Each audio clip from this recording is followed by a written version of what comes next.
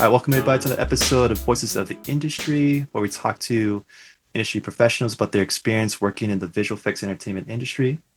Today, we got a special guest. Well, first off, my name is Mike Pugh, your host.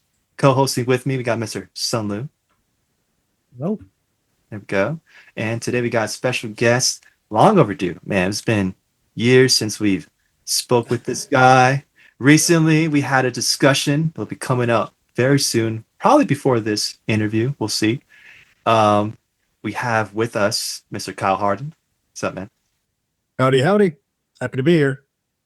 Happy to have you, man. So, as we do, we just want to get a sense of, yeah, man, what made you want to get into the visual effects industry? Was it something that you always, ever since you were little Kyle in South Park? No, I'm kidding.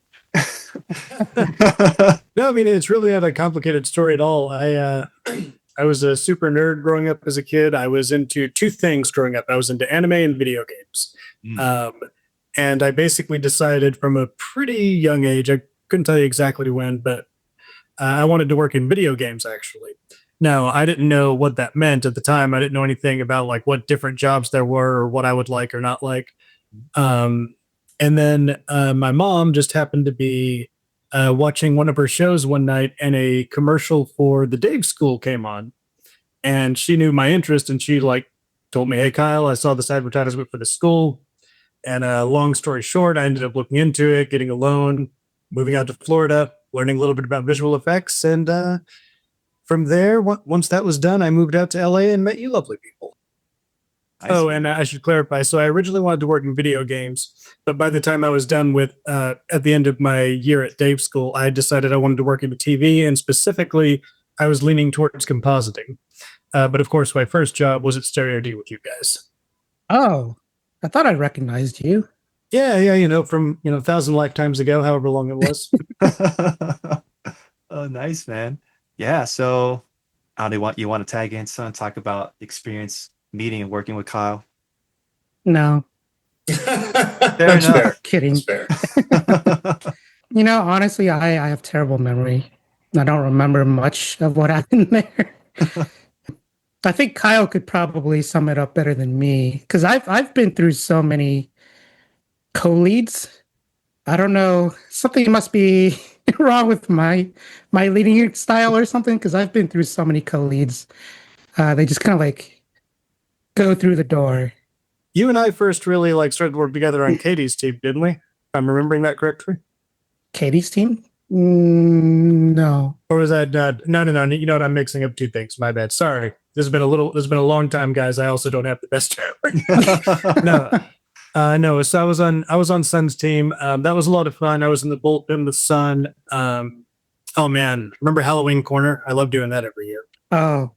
I would decorate my corner of the cubicle and put candy out for like 6 weeks before Halloween. It was expensive, but it was a lot of fun. Man, Halloween County is expensive. Sorry, that's a complete tangent, but I just remembered that as. That was cool, man. Yeah, we were there for like a minute, but then we had to part ways. We had a tough call to make. Company was moving up to Canada, so we had to make a call, son. Either we move up with the fine folks up in lovely Canada, or we had to say, you know what, we're just gonna stay here. Yeah. You guys can go on. So yeah, tell us, man, how was that experience moving up to Canada, working out there for a bit? Well, Canada overall was great. So I was part of the crew that moved up to Toronto, ended up being there for 6 years. The move up there was relatively smooth for me. It was pretty difficult for some other people. Like they had some border issues. People had never really done international before. So luckily for me, I got through smooth, but I think that was just being lucky. The first year or two in Toronto was a little bit rough because we weren't in the final building. So we started out in this just basic office building in downtown Toronto where they had leased out 2 floors, I think originally for a couple of months, but it turned into like a year. And we hired a bunch of people, and we didn't really have that much room for a lot of people. So for about a year, we had too many people cramped onto 2 floors of this standard office building that really wasn't set up for a studio. So a little bit of a rocky start. But then when they finally did finish the main space, which was a gigantic former bread factory, I don't know how many thousand square feet, but it was huge. Wow. And they really decked that out. So the space became a lot nicer. And at that point, I became an acting team lead, which was a lot of fun. And then, yeah, that's kind of the short version. Don't know if you have any specific questions. The most important one that I had to ask, did it still smell like bread? No, that wasn't a problem. That's a problem. It's not a problem. Oh no, I was saying it, but no, that wasn't a problem. But Toronto was fantastic. It's one of my favorite cities I've ever lived in. Fantastic, especially if you're like a foodie. There's delicious food, all kinds of food, up and down King and Queen Street. Really, really beautiful city. Really enjoyed living there, spending time there. That was a overall really good 6 years. Pretty long stint there. Mm-hmm. Yeah, and that was all with Stereo D. So it was when I left Stereo D is the same time I left Toronto because I decided my time was done for a multitude of reasons. I put in my resignation, and luckily at the same time I was picked up by Fuse Effects, which was on the other coast over in Vancouver. So I quit Stereo D, flew over to Vancouver, started working on Green Eggs and Ham season 2, and yeah. And then shortly after I moved there, COVID hit, but that's a whole other thing. Oh yeah. Yeah. That's a whole topic to dive into. Yeah, man. But also speaking of having that experience, working in another country, I forgot I'd completely gloss over the fact that you got to work at India for a little bit. Oh yeah. Yeah, India was great. I spent in sum total about 8.5 months there. That was across 3 trips, with the first one being the longest, which was 6 months. Wow. A lot of time there. Really loved it. Had a lot of great experiences. I got to do some other travel while I was there. At one point, we went to a couple different places. So you guys remember Etim, right? So I was there with Etim at one point, and he and I booked like a 3-day trip to go see the Taj Mahal. So we went to Agra. We went to go see Agra Fort. We went to the Taj Mahal. We took all kinds of pictures. That was a really fun trip. There's a lot of fun stories, bro. There's a lot of fun stories from India, but that's one of my fonder memories. No, that's cool. So getting into, since you wanted to originally go to school for compositing, eventually moving on from the D, you got to work at a studio doing compositing for an animated show. That actually did start with Stereo D, although at that point they had changed their name to Deluxe, and then they had sectioned off Deluxe Animation. It was the same people, just shifting over into the animation team. So it was actually my last 1.5 years at Stereo D was my real introduction into serious animation compositing, because they had landed the compositing contract for Green Eggs and Ham season 1. And I started out just learning harmony and compositing, but then within a few weeks, they wanted to send me to India, and I began to take on the role of a compositing supervisor. I never got the title on paper, but it was completely functionally that's what I was doing for both India and the US studio. So that was a really fun learning experience. There was a lot of like trial by fire, especially when I was over in India, and like I had been working with harmony for like 3 weeks, and I really wanted them to give me like another 3 weeks to study harmony before going to train other people, but I didn't get that extra 3 weeks. So we went there and we made it work, and it actually worked out really well to my surprise. Nice. So and then some people from Stereo D while I was working on Green Eggs and Ham, and especially towards the end of Green Eggs and Ham, several people like producers and whatnot had shifted from Stereo D to Fuse Effects, and Fuse Effects had actually landed the contract for season 2 of Green Eggs and Ham. So they pulled me over there to continue working on Green Eggs and Ham. And then I worked on Green Eggs and Ham season 2 for I think a little over 1 year, and then that concluded. And then from that point out, spent the next 2.5 years working on Fuse's live action compositing. So doing green screen extraction, keys, integrating CG, all that good stuff. Oh, sick. Yeah, dude. So at what point did you end up coming back to the States? So when I moved to Vancouver, we went through COVID. I spent almost exactly 4 years in Vancouver. And then because of COVID and because of the way the industry had kind of work had eroded over the course of COVID, and it didn't really begin to recover, it became like I got laid off eventually from Fuse. It was originally just supposed to be a furlough. Like, we're just going to put you off for a month and see if we get work in, but the work never came. And unfortunately, months. It might have been a year and a half after I left, for a couple of years, but eventually the Fuse Vancouver studio did close down. They just couldn't keep enough work coming in. So, kind of sad times, but ultimately I decided I was pretty alone in Vancouver at that point. Like I had originally moved out there with other coworkers from Stereo D, friends of mine. So Maria Pham, Roy, and then of course we met Canadian friends there. And so originally there were a few people living around Vancouver that I could like hang out with. But as COVID went on, everybody like moved off to go do their own things. And I ended up just sort of being isolated in Vancouver. And because of COVID, I never made any like new friends in the city. And I just kind of reached a point where I was like, okay, what's really important right now is I need to not be alone. I need to be around friends and like people who care about me. So that was the impetus for leaving Vancouver. So I talked to my best friend and she was like, hey, you can move in with us, which is so she and her husband have been friends of mine for decades. We've all known each other a very long time. So I moved in with them was it the end of 2023, I believe? Yeah, like December 2023.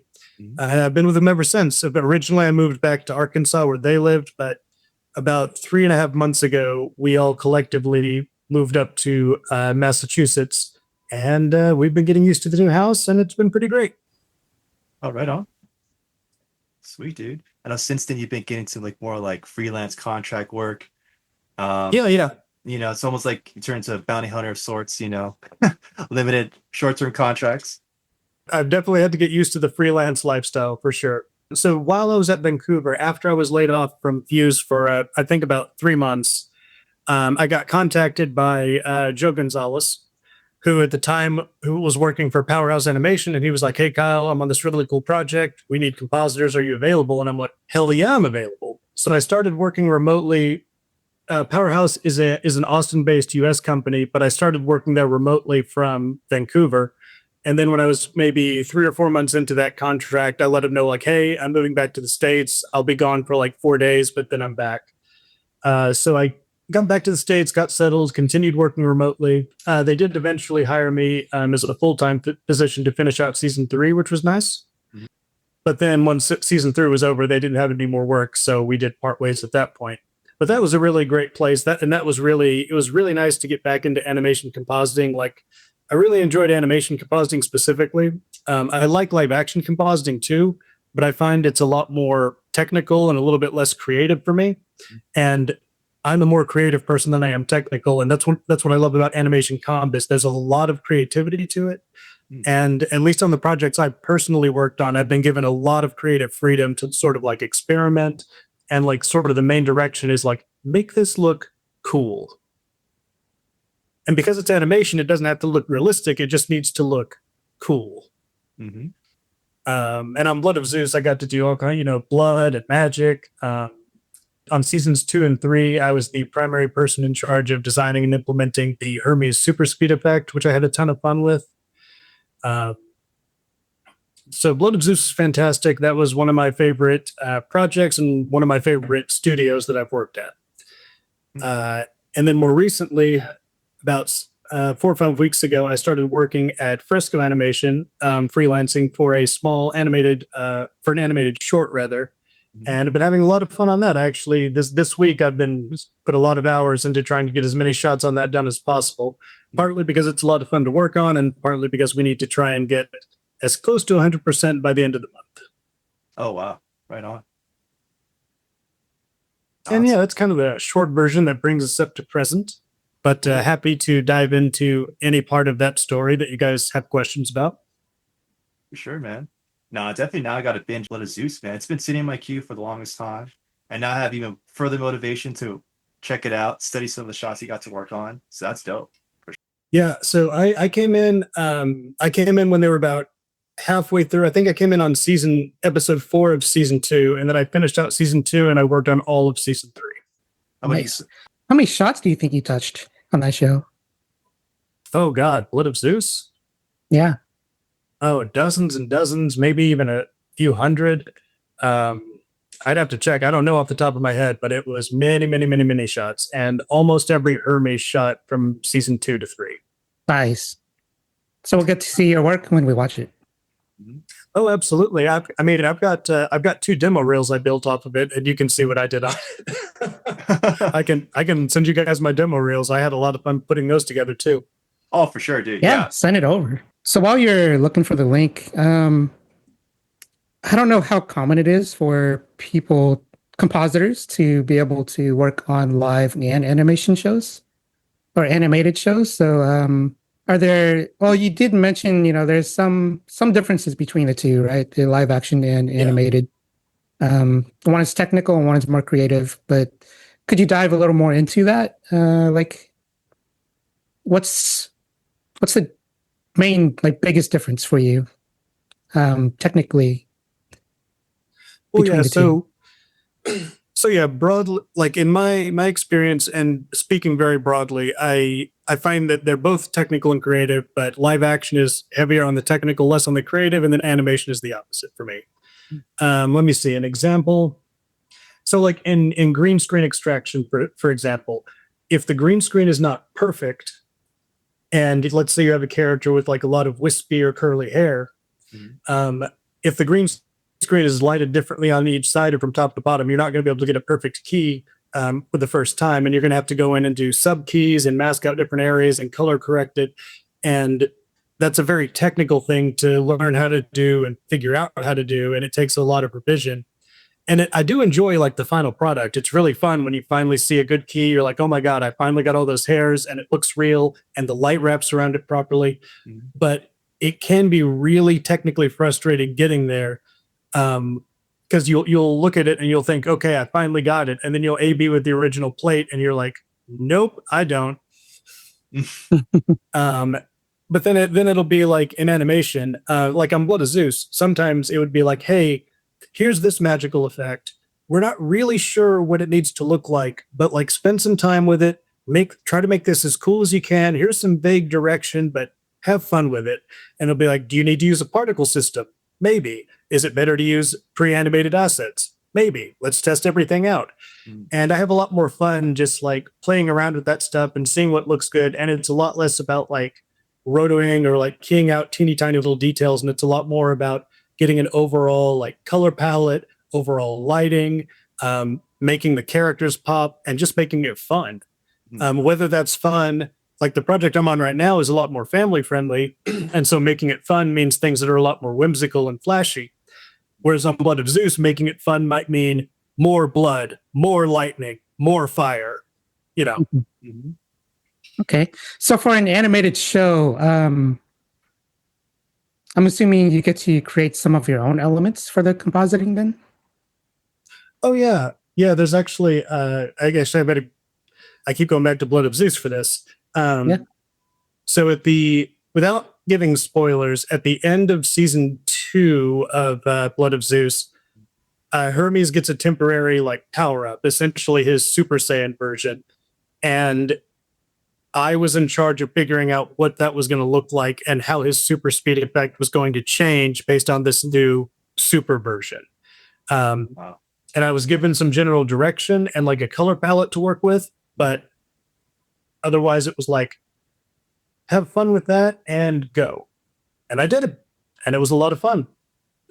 Uh, and so, yeah, on that, but yes, in animation comp, oftentimes you will need to create your elements. Like on this more family friendly project I've been working on, I spent a few hours doing clean plates because I had to do parallax between a few layers, but they weren't painted out fully. So, I just got to spend some time like patching things in, making it look right. I don't know. Nice. I have a lot of fun with it. Cool. Yeah, I can see why you like it more, with it being more creative Mhm. than live Yeah. action. Yeah.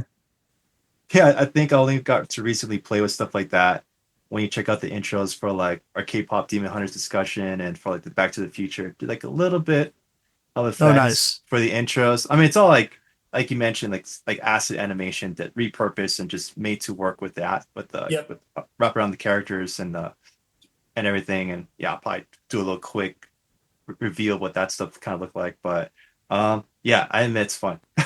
It's fun to kind of to skirt the line of getting more into animation than like you said live action. It's more about it has to look right as opposed to animation. It's more of like it's bringing a concept to life, that you get more of a say in.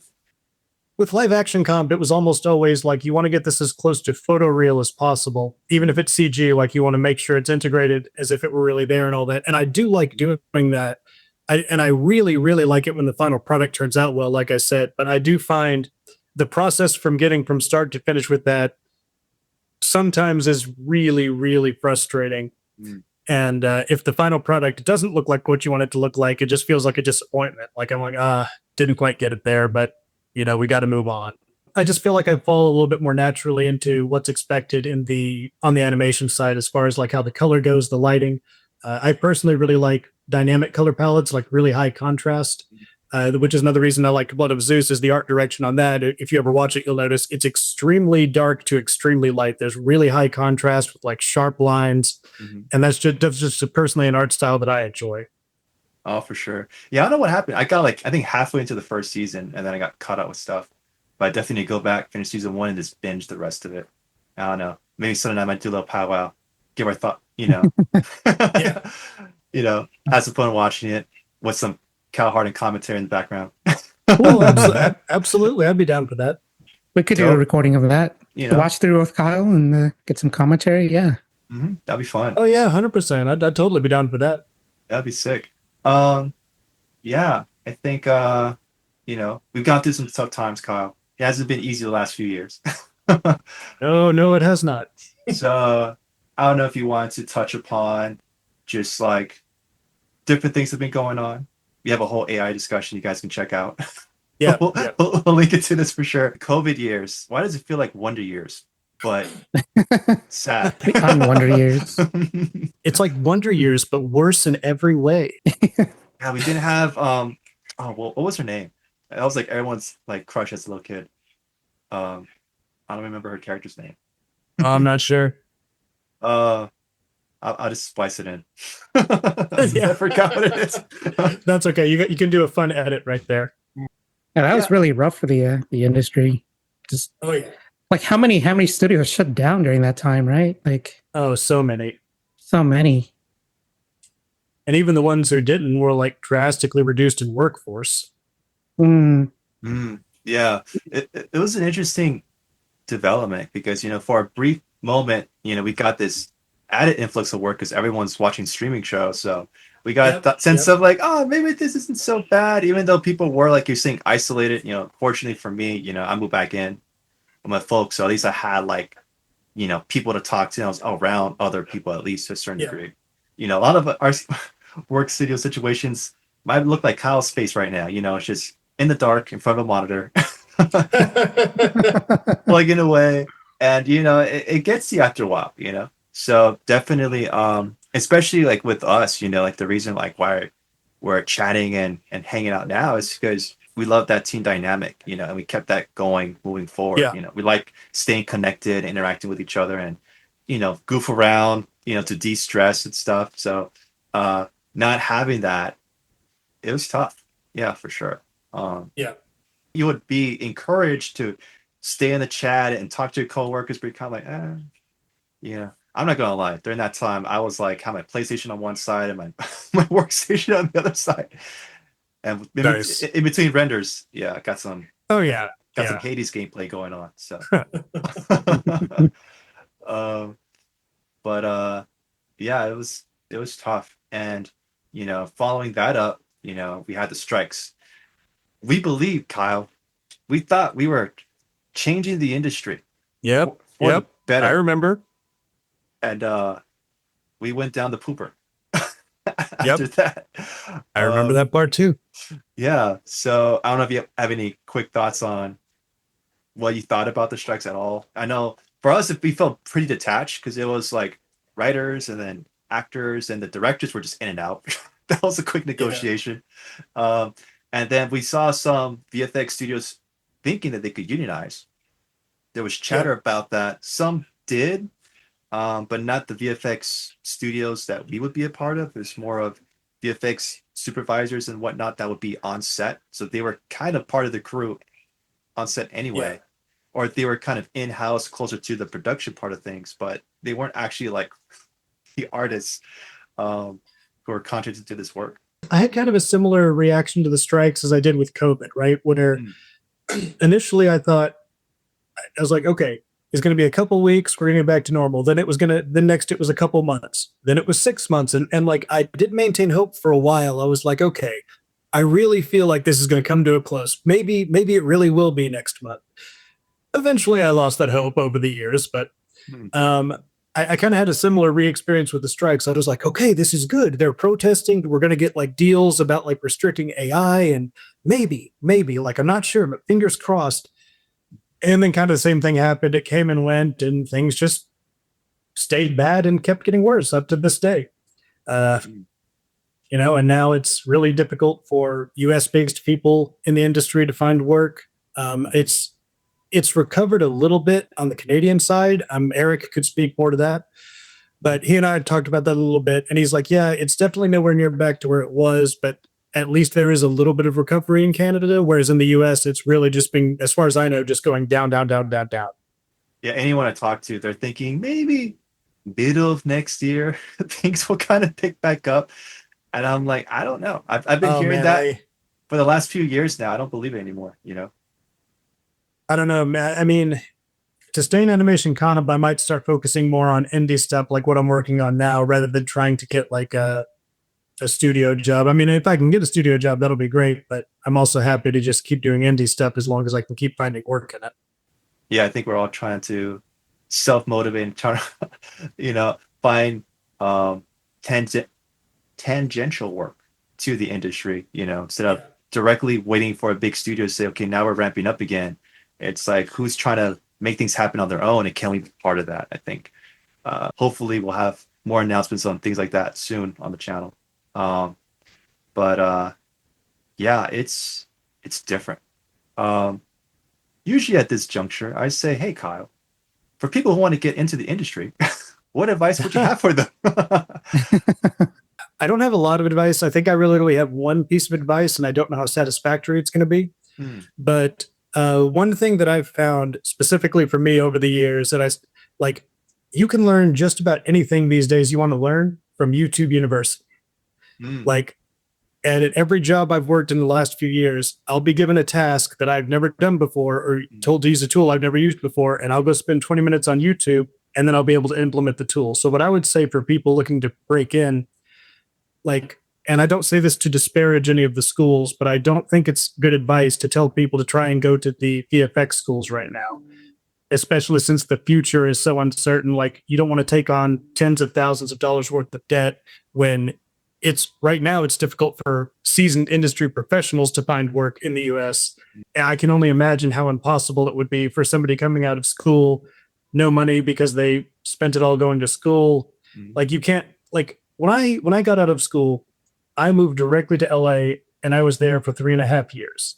And like, I went there, I got hired full time, I stayed there full time, and then I moved up to Canada for another 6 years. And like, that just doesn't really exist anymore. Like, it's a lot more, the work landscape is a lot more temporary for the vast majority of people who can find work. And right now, the vast majority can't. So what I would say is stick to free software. Like, I downloaded Blender last year, and Blender's completely free. It's really fun to use. It's a 3D modeling program if you haven't heard of it. There's a ton of freeware and plugins for it. It gets updated all the time. And there are probably thousands of videos on YouTube, really good videos of like, here's how to model this, here's how to do setup animation and layout.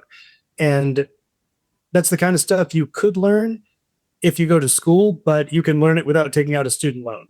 And there's a lot of really good creators on YouTube. If anybody wants like links to people, I can share links to channels that I really enjoy. The big thing right now is to go forward with caution. Definitely move forward.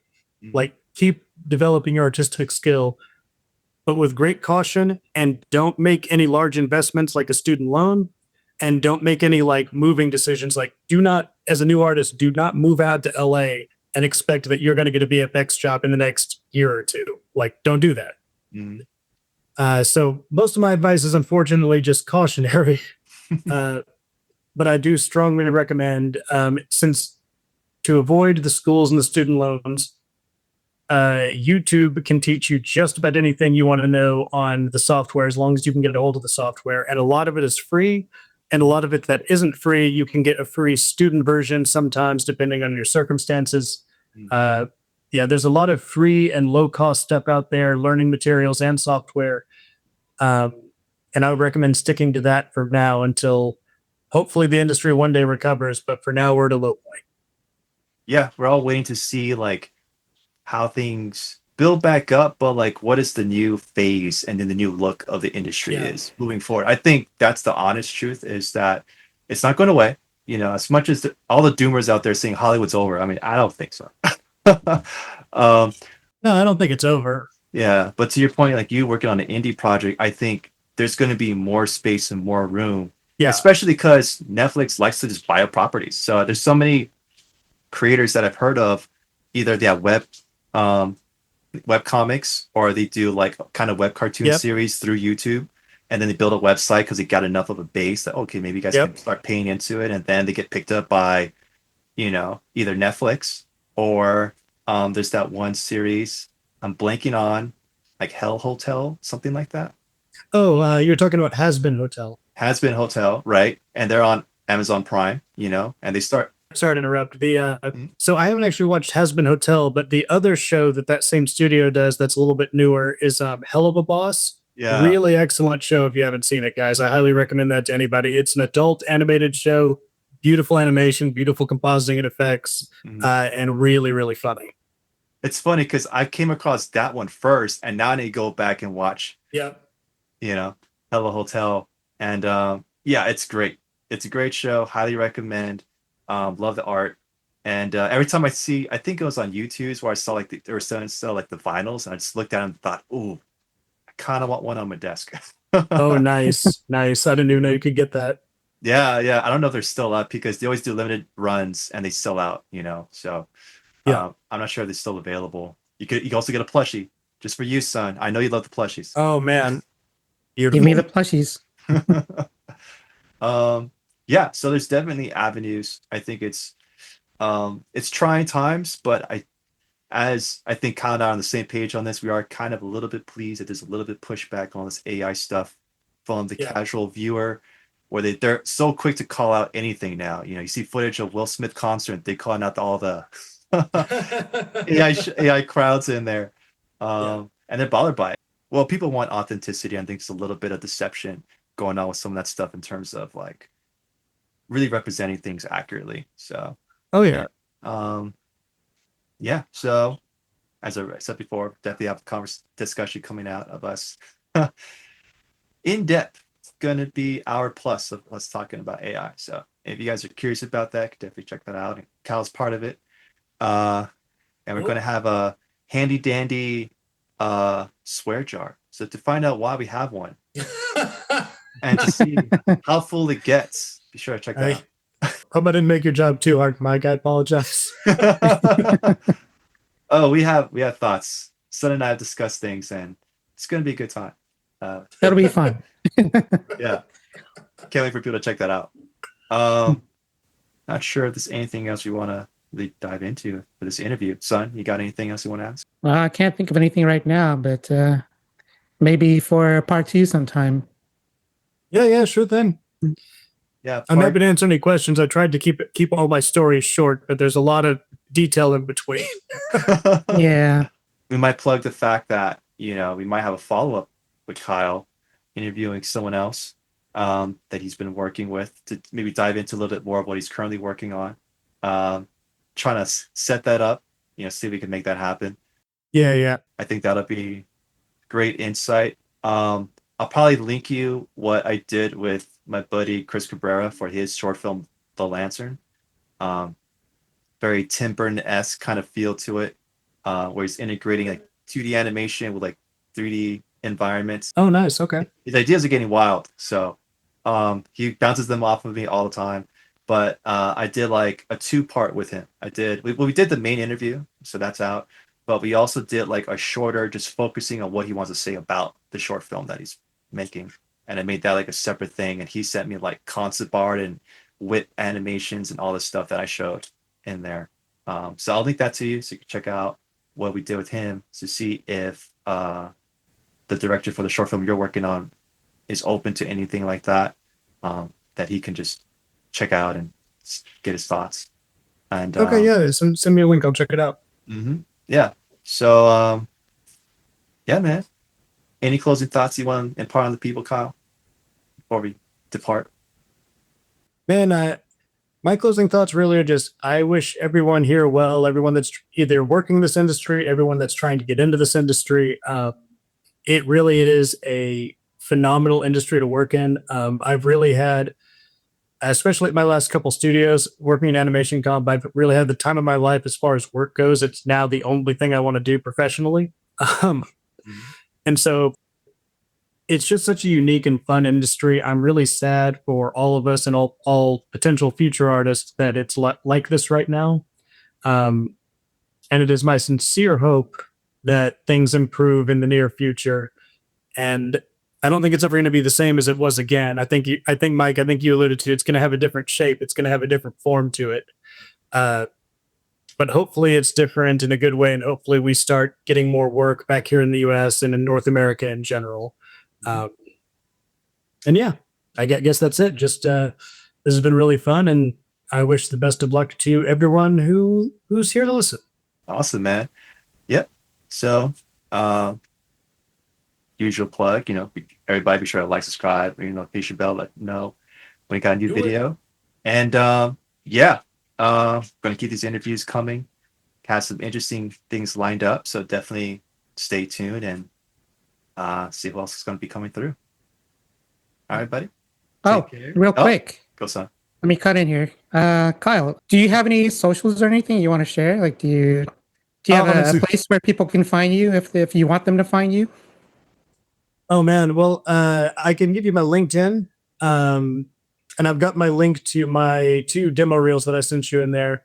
I don't really use social media anymore, not for the last couple of years, except for LinkedIn, just for like talking to work stuff. But I don't otherwise have any socials these days. I kind of chose to leave social media for the most part. And that's where they can see your reel as well, right? I need to link that back up, but I right now I've got a direct link to my reels and a separate link to my LinkedIn. I need to get my reels relinked to my LinkedIn. I ran into a problem with that lately, but I'll get that fixed. Cool. Sorry about that, Mike. No, it's all good. Be sure to check out projects he's worked on, like Blood of Zeus. And yeah, maybe we'll do a whole little watch along, maybe, in-depth look at some of the stuff he's done, watch it, get some commentary from an actual artist on the project. First time we ever did something like that. So I think that'll be something cool for people to check out. And that'd be cool. Yeah, be fun. Yeah, definitely expect to see or hear more from Kyle in the future. Yeah. All right, bud. Thanks for tuning in. Until next time. Yeah, thanks everybody. Take care, everyone. Take care.